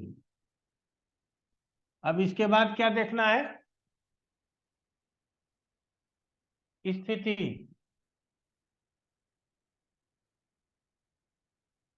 किसकी? दशानाथ की। दशानाथ की। ये भी है अनुकूल और प्रतिकूल।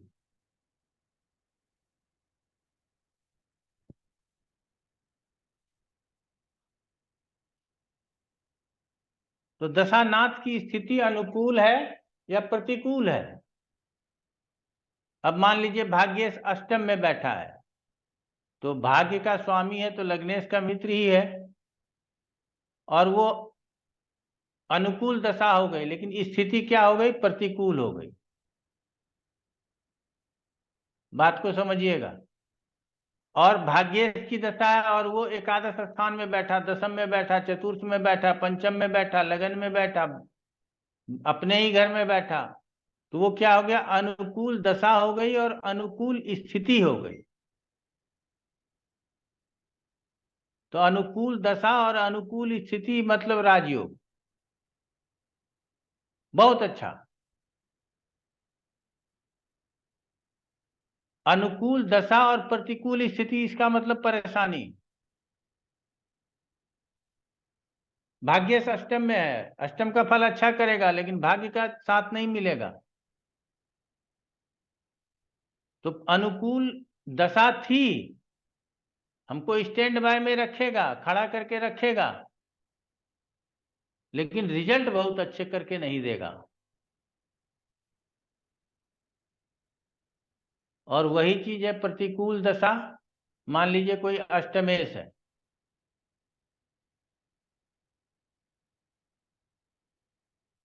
और अष्टम में ही बैठा है, द्वादश में बैठा है, भले ही विपरीत राजयोग बोल देते हैं, ये समझने भर के मन को छलावा देने जैसा है, लेकिन हम क्या कहेंगे कि प्रतिकूल दशा और प्रतिकूल स्थिति।